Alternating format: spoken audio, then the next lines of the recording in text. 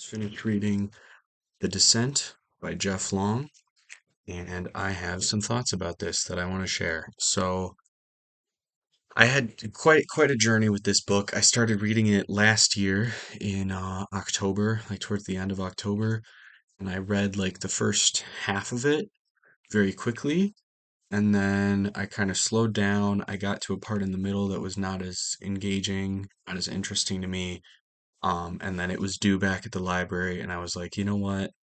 I'm going to return this. I'll check it out again when I feel like I'm ready to finish it. But I had other things that I wanted to focus on reading. So, I finally checked it out again, um, just a couple weeks ago, and then I finished reading it today. So, the premise of this book is really interesting. Basically, the idea is, sometime around like present day or maybe near future to the time that this was written. So this was written in the 90s, I think like 99.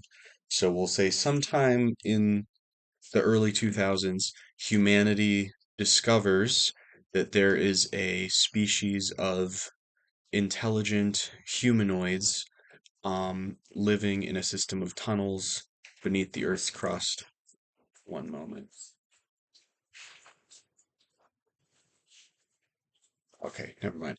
Um, there's a series of tunnels inside of the Earth's crust, like vast network of tunnels and caverns, and there's these creatures living down there that are um they're like humanoid and they are intelligent, but they're uh they have like these bony growths on the front of their skull or the top of their skull, almost like horns, and it's believed that these creatures are the basis for all of our mythology about like demons and goblins and stuff like that.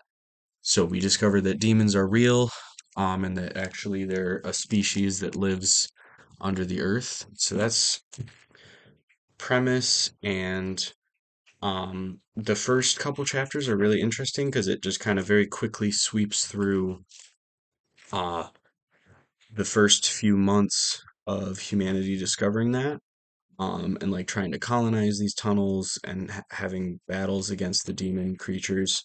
And then the middle of the book, or I guess not just the middle, but the rest of the book follows two plot lines.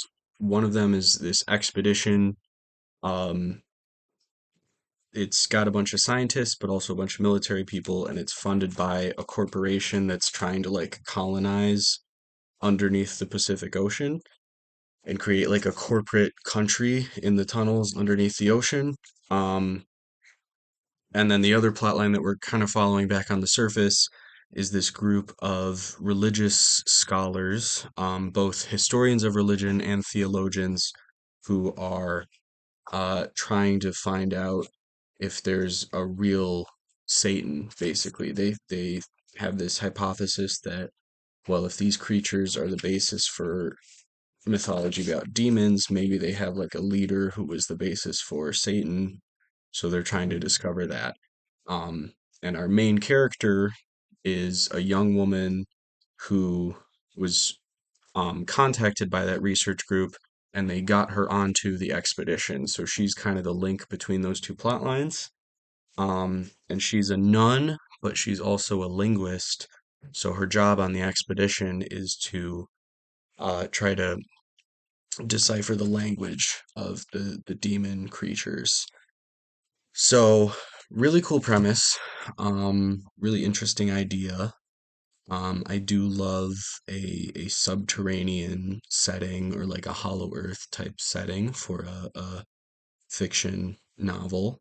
Um, but my overall impression is that I kind of wish these ideas, these very cool, very interesting ideas, had been executed by a better writer. Uh, the pacing sucks. There will be like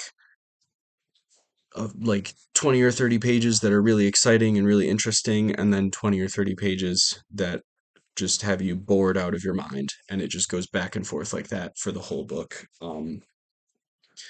Yeah, the first couple chapters I actually really liked, where it's this kind of sweeping history of like humanity discovers the demons, and then we go in and fight them, and then they seem to fall back or maybe even seem to be extinct. We're not seeing them, so we set up colonies, but then all of a sudden they reappear, they wipe out all the colonies, then we push back a second time. And going through that history was really fun, and I read through that very quickly, again last October.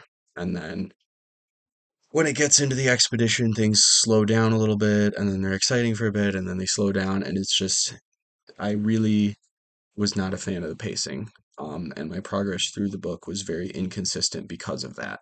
So, uh, yeah, that was annoying. And then also just like, I don't know, some of the I didn't love the character work either. Um, Not very strong characters for the most part. Not super fleshed out personalities for most of our characters.